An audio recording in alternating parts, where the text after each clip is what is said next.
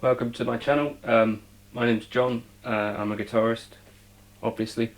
If you want to do the like and subscribe thing. I think if you're a guitarist, you'll find some useful stuff on this channel, hopefully. I'm wearing 3 t-shirts today, and let's get on with this. So I thought this would be a good time to talk about what's useful right now. Obviously, we kind of know what the situation is right now. Most of us can't really leave our homes. Most of us aren't gigging right now. And so now really is the time where we're at home with ourselves, our thoughts and our guitars. And I just thought it might be interesting to think about what are the things that I'm picking up right now and playing with the most. Share some of those ideas with you, and see if there's anything to discuss. So for me, right at the moment, the most important thing to me has been the looper. This is one of the loopers I have. It's a Ditto looper. I recommend those. They're decent, simple and do the job. But at a time like this, I can't really play with other drummers or bassists or anything unless we're recording. So I like to be able to feel like I'm still making some music, and the Ditto looper or the loopers on any other my other devices is something that gives me that feeling of spontaneity and gives me something to play along with, gives me more interesting kind of rhythmic stuff than just a metronome, and in general can still make me feel like I'm making music. So the looper in a time like this, I think, is probably top of my list for useful stuff. I think I'm going to do a video on loopers at some stage. If anyone's got any questions about them, drop them in the comments. But if you look around my channel, you probably won't have to go far before you find me using a looper in some way or another. And I think this is kind of one of the key components to my life as a musician, certainly right now. One of the next things that I think are important this time, audio interfaces. This is a Behringer something or other that you can get relatively cheaply. But some of us now are coming along to the idea that we need to be able to record stuff in order to express ourselves musically in some way. And basically what an audio interface is the thing that sits between your guitar and whatever is making noise for your guitar, like an amp or whatever, and is able to turn that into digitalness and then go into your computer so that your stuff sounds good and you have the sound of yourself recorded, ready to go out on the internet or whatever. I'm thinking of doing a video on the kind of basics for recording, because I think maybe there's a few of us out there that it's kind of the first time that we've really started recording or thinking about recording. It might be something you've been wanting to do for ages and you thought, one day I'll do this. But now probably is as good a time as any, since we're all cooped up inside. So an interface is kind of an essential component to any kind of recording rig.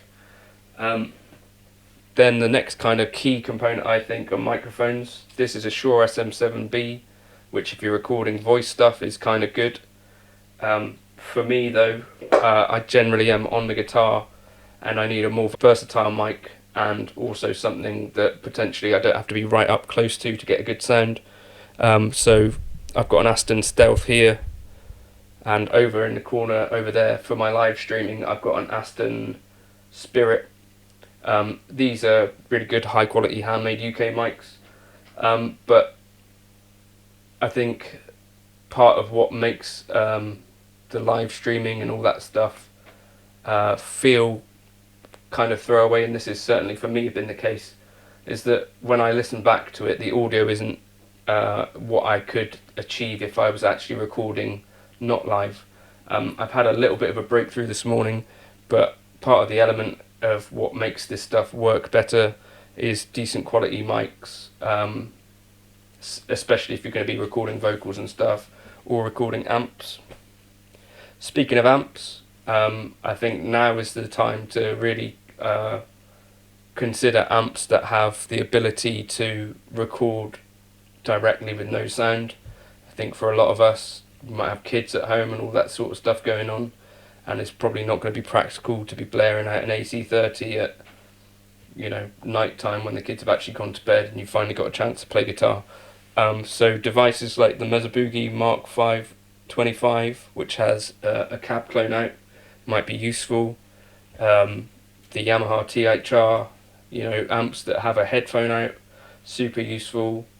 And that's kind of crucial, and I think, you know, it's not really a time to be celebrating the 4x12 cabinet and big 100-watt amps. It doesn't look like we'll be using them for a while, which is a bit of a shame, but for now it's home volume and home recording is basically the order of the day.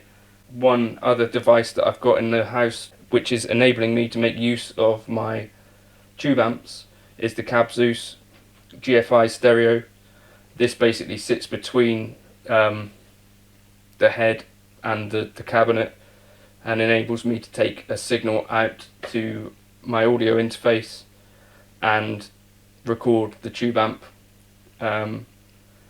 with the Cab Sim stereo as well, and so that's really useful right now, and is enabling me to make some use of my tube amps in a time when perhaps I can't mic them up, you know, because it might be too loud.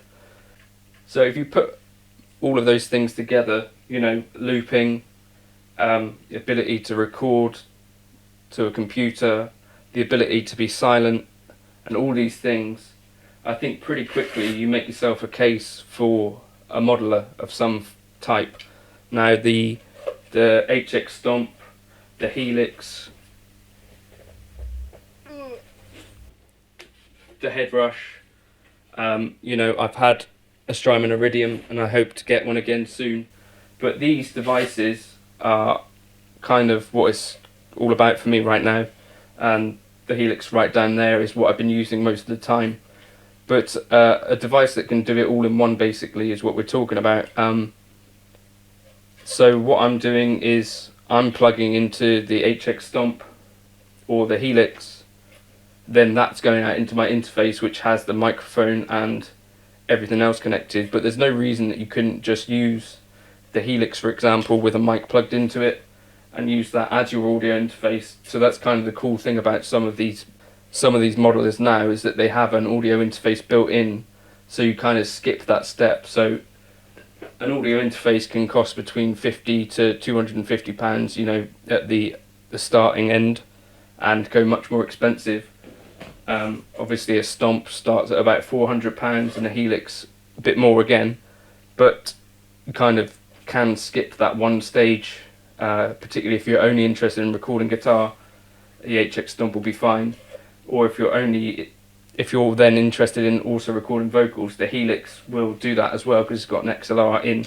So I think probably a lot of the people on this channel will already have an HX Stomp or a Helix, but you might not have tried using them as an interface yet, or maybe you have. I'm wondering if people are interested in me doing some videos on how to start beginning down that path. Let me know if that is of interest, and I'll for sure do that. If it's not, that's fine. But what I've been doing is I've got this patch which has a looper built in and like a freeze effect built in, and that enables me to kind of be kind of creative and spontaneous, and I've been doing it on the live stream as well. But that kind of is enough to make me feel connected to the music, enough that for now, whilst we're not able to go out and mix with our musical friends, that's basically what we have to do. So for me right now, the Line 6 Helix has been my device of choice for the moment, as I can do all the looping stuff that I want on it. I can have really decent kind of lead tones and clean tones for when I'm recording into my interface, and then when I'm live streaming I can plug directly in and getting some pretty decent results. So that for me has topped the list. So I think those are my devices that for right now are most important. The guitar pedals and stuff are kind of on the shelf for the moment, not getting loads of use, whereas the Helix is. I'd be interested to know what other people are trying out in this time. The Ditto Looper again is getting a lot of use. What are you guys using? And what have you found useful in this time? Other things that are really useful right now, there's an app that I use called Drum Genius, which has like jazz loops and stuff. Where are you getting your inspiration from, I guess, is the question. If this video has been at all useful, I can't see how it would have been, but maybe it has. Or if there's some topics that I might have raised that you think I should cover in more detail, like some of the recording process, I'm happy to do so. Just let me know that that's of interest. And yeah, I'm putting up backing tracks kind of most days on Patreon and stuff, if you're into that sort of thing. Or if there is a backing that you hear used on one of my videos, just leave a comment, and if enough people want it, there's no reason why I can't upload that somewhere.